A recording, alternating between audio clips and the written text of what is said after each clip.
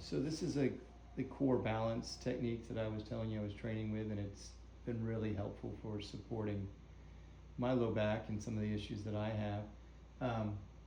I know that it's good for people with sciatica, stenosis, if you're having nerve pain down the leg.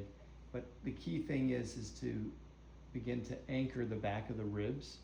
So the lower ribs, if we can begin to press them down, and what that ends up doing is, it almost looks like your tummy is, when you're engaging your abs in here and your below the ribs, you're engaging those.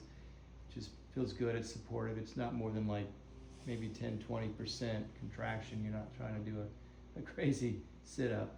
So you're just engaging that. It draws the lower back to the floor, and in the process of pushing the lower ribs into the floor, or that's your kind of anchor to code for. And then the second thing is as you engage the abs, your pubic bone begins to tilt, and it begins to tilt up towards the sky. I haven't turned on my glutes at all. So I'm going to maintain this for 4 or 5 minutes, and I'll do it here with you. It's a great little exercise. It can be done, once or twice a day.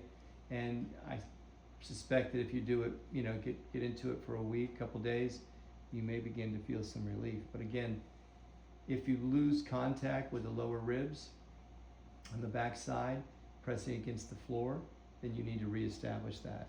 And that's established just by engaging your abs here, which again is to build the muscle to help stabilize your lumbar and sacrum, throughout your daily activities.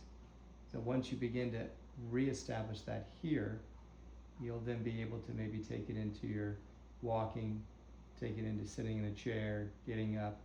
Won't come firsthand right off the bat, but over time, you'll begin to recognize that. The other thing that I'm doing, I'm talking right now, the other thing that you would want to focus on is breathing into your lower back and the kidney area. So we do a lot of that with Qigong and Tai Chi.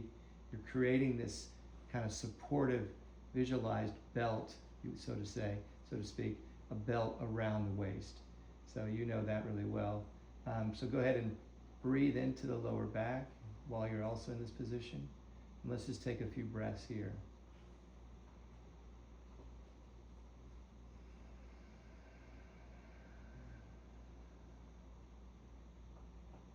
You can always test to see if your abs are turned on just by pressing your fingers, and you'll feel they're not sucking in, they're actually kind of rigid right here below the surface. You feel your belly, they're almost kind of ballooning up. But as I fill my lungs, I direct the energy to the lower back and the back of the ribs, and I let it expand out to the side of the ribs, and then up into the belly, and then further up into the chest. And I'm keeping this contraction both in the inhale and the exhale. So we're maintaining this 10-20% contraction, flexion in the tummy for these 5 minutes.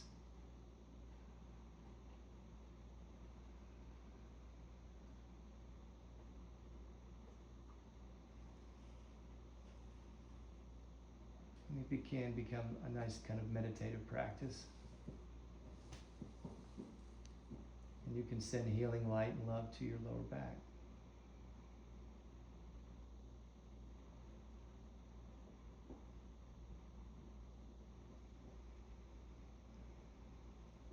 The other thing you can concentrate on is if your neck starts to tilt up, you can reestablish a nice length in your neck all the way from the base of the neck to the top, towards the base of the head, just by tilting your chin a little bit in towards your chest and keeping the length in your neck, also establishing that full length from head to tailbone. But what happens when we take the arch out of the lower back? Obviously, we're giving space to the vertebrae. If there's an arch, then I'm going to end up having more compression on the vertebrae. So this may feel like a great relief when you first do it. It may actually feel like you're stretching, and it may be too much, so don't push too much. Great. So that's been 5 minutes. We'll go ahead and stop, and I'm going to come back and show you another sequence but I would stay with this one for the first week.